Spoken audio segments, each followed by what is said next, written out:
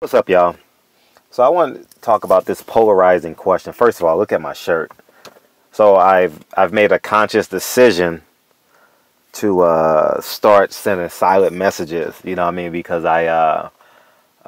we wear all these brands and we become numb to just spending money. So I told myself I'm gonna make a more concerted effort to start sending out silent messages in the clothes that I wear, and buying more black and so forth, buying more, I have a mixed child, so buying more Asian, more black, and just recycling out money. But I want to talk about how many times a fighter should fight a year. Now, it's easy for everyone to say they need to fight 4 times a year, 3 times a year, 6 times a year. Now, there's a big difference between starting your career, getting out of the start of your career, and jumping into the prime of your career versus the end of your career. In the beginning of your career, you're fighting taxi cab drivers, you're fighting bums, you're fighting guys who get paid $500 to $1,000 to lose and or get knocked out. Probably till you get to about 12-0, and then you fight a former world champion like a Robert Guerrero, an Andre Berto, DeMarcos, along those lines, Edwin Rodriguez. You fight these type of guys, right? And you beat them. You go the distance. You beat them. You fight 2 to 4 of these guys, and then you jump into the prime of your career in terms of the name of the opponent, right? And I think it should dwindle down, because I think we have unrealistic expectations. And I know these guys fought 10 times a month. They fought bums of the month. Zuma Nelson, am I getting his name? Nelson fought countless times. One of the last few, Chavez Sr. But keep in mind, people were fighting for paychecks back then, right? If you were making $10,000 every 3 weeks to fight a guy, to put food on your table, that's what you did. And nowadays, these guys are getting paid millions and millions of dollars. And to the credit of the people who was handling these fighters, I think that they deserve a lot of credit for allowing these guys to only fight, to honestly work 6 months out of the year. 8-week training camp, 10-week training camp, whatever your team prefers. And I think a lot of people, and I'm drawing. This has been a topic on YouTube, and Oscar. I saw Oscar's video yesterday about PBC fighters, and I think I should just talk about this. Is that it's tough fighting 3 times a year, guys. I mean, when you're making $1 million a fight, when you're fighting every month, keep in mind, when you're fighting every month, you're staying at weight. When you're fighting in Mexico every 3 weeks, you're staying on weight. You understand what I'm saying? And that's the hunger that comes in. Now, keep in mind, when you get into your prime, they can't pay you millions and millions of dollars 4 times a year. So you got to hold your water and wait for your paycheck. And I know we're a bit overzealous. Like all of you guys, I want the best to fight the best. But I'm also very pragmatic, and one, probably because I run a business, and multiple business. You count YouTube, you count my property, you count film, you count media. So I mean, I own multiple businesses, and they make different levels of income and so on and so forth. So I fully grasp the money component of boxing. I fully get, if you fight twice a year and you make $1 million a fight, I think $2 million a year can hold you. You know what I'm saying? And I know the fans want the fans to fight the best. You understand what I'm saying? But but keep in mind, you guys don't.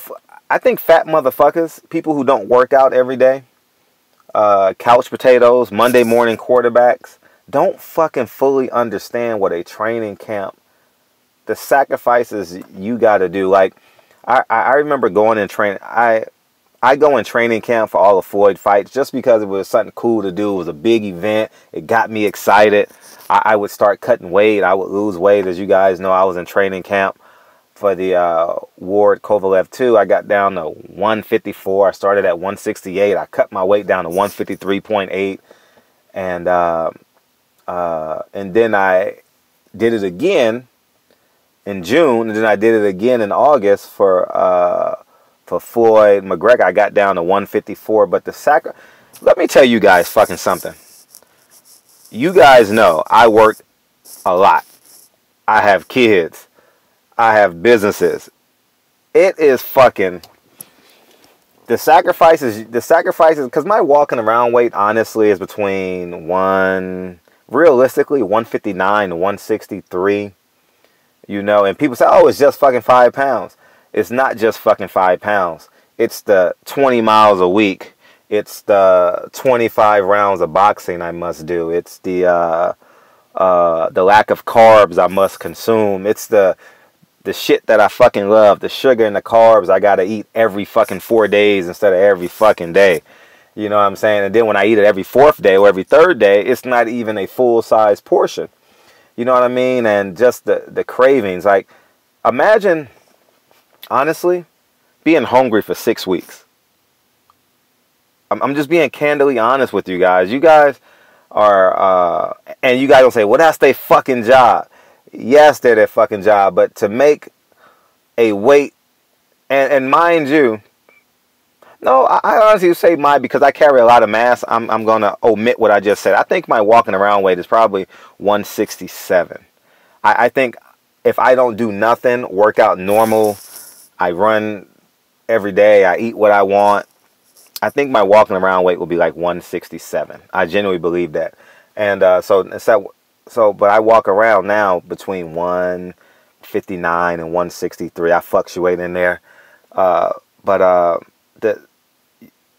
Let me get back on track. What you guys say, yeah, it's you guys will say that's their fucking job. They getting paid a lot of motherfucking money. But the discipline, man, oh man, I wish I could begin to tell you. For all you fat motherfuckers that got over 20% body fat, 25% body fat, cut your body fat to 15% in 15 weeks. All right? That's the challenge I hold to you, because you know the #1 rule in life, never hold someone accountable for something you won't do yourself. Right? And if you guys want these motherfuckers to cut weight and stay on weight and fight 4 times a year, you should do the same and see what it does to your body. It's unnatural. It's challenging. It's mentally debilitating if you're not strong. You don't have a strong team around you. And I'm not defending these fighters. I'm being overtly pragmatic. And I think that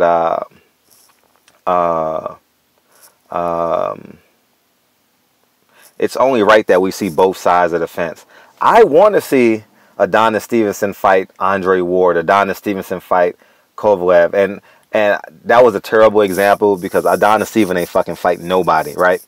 But at 126, we want to see these guys fight 3 times a year. And then you got to take into account the healing process. Whether you win, lose, or draw a fight, or get a cut, or get a headbutt, you get knocked out, you go to decision very clean. Like, your body still has to heal. Your organs gotta fucking heal. Heal, man. Man, honestly, the type of training you gotta do, man, I wouldn't do anything for 4 to 6 weeks. Just to let your body heal. Let your body get its organic cadence back. You guys understand what I'm saying? God, I wish I could explain. Imagine coming out of surgery. Compare making weight. Compare cutting weight to going into a medium-sized surgery. Not, let's say, like a, I don't know, taking your kidney stones out. It takes, I don't know, I've never had my kidney stones taken out, but I'm trying to think of not a serious surgery, but a medium-sized surgery. Your body has to get its organic cadence back, right? And man, I've seen it, man. Go into a camp. I want all you guys, because everybody has access to a gym. Walking into any gym in America is free. whether they're Floyd Mayweather's camp or whether you're in Tyrone Williams, who's just turning pro. I want you guys to look at their bodies when they're starting training camp and look at their bodies when the day before they go make weight. And you can visually see the difference. Look at Chino Maidana in between fights when he was fighting. Look at a great example. Tim Bradley. He goes up to 180. Me and Tim Bradley had a conversation. It's been some time. Wow. About 2 years ago. Off camera, we're walking, we're leaving the Cosmopolitan, we're leaving the fight.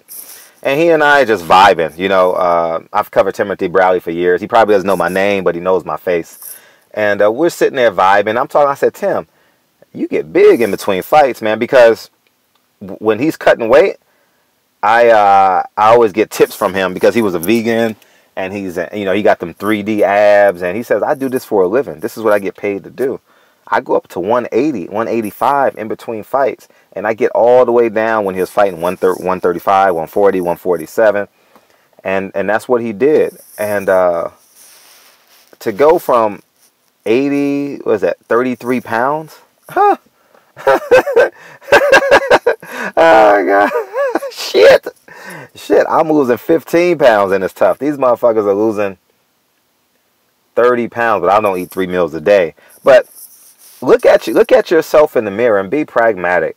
If I'm getting paid $1 million a fight, I'm telling you, I don't give a fuck. Let's say 160, I would fight at if I was a fighter, I would fight at 135. Easy. I know I can make 130, 135 easy.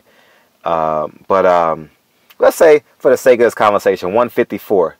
You think I'm going to fight Charlo, Lubin, and throw in a 54-pound bum? You think I'm going to do that 3 times in 1 year, and I'm in the prime of my career, and I'm going to get, and the money will be the same if I wait 4 months, if I fight twice a year, and I can make some promotional money, I can travel, I can take care of my kids, I have a beautiful family, no, guys, I think you guys are being really, really unrealistic. I think in today's boxing, 2 is good, 3 is exceptional in terms of fights. 2 is good, 3 is exceptional. And I don't care how old you are, you're in the prime of your career, you're making millions of dollars per fight.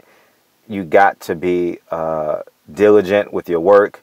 You can't kill your body because, like they always say, the fight is making a weight. I wish all y'all fat motherfuckers. I'm just gonna be as illicit as I can. All my subscribers, non-subscribers, people on YouTube, do a 6 to 8 week training camp. Okay, I want everybody that can hear my voice. Everyone that can hear my voice. Okay, do a 6-week training camp. Make weight today. What's today's date? December 3rd. Right now, Earl Spence has a fight January 20th. He's given up his Christmas. He's given up his New Year's. Because keep in mind, in my culture, Christmas is a big day. In my culture, chitlins is a big day on New Year's Day, and the family come over. You honestly get about 100 people coming through your doors on New Year's Day. We playing spades. We playing dominoes. Earl Spence has to give that shit up. I played basketball against Earl Spence. Earl Spence is well over 170 pounds. For real. And because he was bigger than me. And that was in August. So in between fights, he gets big. He's way more bigger than me. He's like 3 inches taller than me. He's longer than me. So naturally, he's a bigger human being than me. So he'll have more weight. And it's just, I think 2 times is good when you're in the prime of your career. You know what I mean? And then at the end of your career, you just got to get in where you fit in, right? You know you're going to lose. You don't believe you're going to lose. Because, everyone will always, alpha males will always believe they're as good as they were yesterday, right? But Father Time never, ever loses, right? And so I think you got to maximize your profits and simultaneously take care of yourself. Because every time you get hit, your brain swells. At the end of a 12-round fight, whether you walk around clean like Floyd Mayweather, there's some swelling in your brain. And I genuinely believe that we need to be more diligent and more pragmatic as fans. And I know some of my subscribers gonna come down on me. Oh, you being a bitch. I'm not. I'm really not. You know what I'm saying? Because I'd rather have one house, bringing in $3,000 a month, right? I own apartment buildings, not houses, but just to give you guys an example. Then 2 houses that bring in $3,000 a month. So if I can get 1 fight for $3,000, why would I fight twice for $3,000? You guys get what I'm saying? And if you're fighting more than twice a year, you're going to get a pay cut. Not unless you're a Canelo. Not many people, I would say, Anthony Joshua now, Deontay Wilder. These guys are draws. You guys understand what I'm saying? But for the most part, there aren't many guys that can do 3 times a year. You know what I mean? It's real tough. You're going to take a pay cut on one of those 30 fights. You're not going to get $1.5 million, $1.5 million, and $1.5 million 3 times. Not unless you're fighting 3 equal to greater fighters than you. And you don't want to do that. You don't want to fight 3 great fights in 1 year. You don't. If you don't believe me, I'm going to... All you guys are yelling at me and fucking hindering me. Fernando Vargas. Fernando Vargas had more talent than Oscar. Fernando Vargas was more charismatic than Oscar. He had a pulse on people like me. But you know what? He fought everybody way too soon. And he was ferocious. Fernando Vargas answers all you guys' questions about fighting everybody real quick. You guys want... And I love the tournament style. Remember, I'm a basketball guy first before I'm a boxing guy. So between March Madness, between me competing in high school, me competing in college, to the NBA playoffs, like, you can't escape each other. I agree with that. But there also must be time in between. You know, 5 months in between fights, and we get them coming because, you know, at the end of the day, you got to protect these fighters, man. And you guys have heard Shane Mosley speak. You guys have heard Mildred Taylor speak. You guys have heard Riddick Bowe speak. No one is immune to brain damage getting hit in the head. Every time you get hit, you're susceptible to brain damage. So be conscientious when you guys are making these decisions. But I just thought that I should shed some light on this. 2 times a year is good. 3 times a year is great if you're an upper level fighter. Now, these guys fighting I should address that as well. These guys fighting 1 time a year, you know, I don't have a problem with it. I just would like them to fight more. And then there's so many fucking fights. Dude, we getting fights every fucking weekend. Look at December. Look at November. I mean, we getting fights every fucking weekend, man. And we're just we're desensitized to these actual fighters' needs, right? And we never feel sorry for the fighter until we see the end of the road is near, right? Like now we're starting to feel that. We felt it for Robbie Guerrero. We're starting to feel it for Andre Berto. Where let's see, it was someone else who just fought. Oh, what's that guy? Glenn Tapia and Gabe Rosado, a retirement fight, you know, stuff like that. You guys have seen end of the road coming. We don't feel sorry for him until we like, man, this guy needs to retire, right? He's fucking done. So anyways, man, barbershop conversations, man. I'm going to enjoy you guys' comments. Maybe I'll do a follow-up video. I don't know. But I'm back to doing commentary, guys. I'm back. What my man Jay-Z say. Anyways, man, have a phenomenal Sunday. Love your family. You guys are just getting in from volleyball, soccer. I used to be a weekend warrior. I haven't been in a basketball league in over a year. I need to get back in basketball league. But I'm boxing so much, and that shit is so hard on the body. You know, I mean, bouncing around on that canvas and running 20, 25 miles a week. Doing 100 miles. I'm literally doing over 100 rounds a week. About 20, 25 miles. And I'm doing weights 4 times a week. And that's just to keep my weight and a comfortable weight so I can fit in my shirts, fit in my clothes, and still have my waist. And I want you guys to in addition to taking care of my family, in addition to working, in addition to only getting 5 hours of sleep. You guys understand what I'm saying? And I don't know what other fighters, I only can use myself as an example. I'm only an expert on myself. But start giving these guys a little bit more credit. Anyways, I'm going, man. Peace.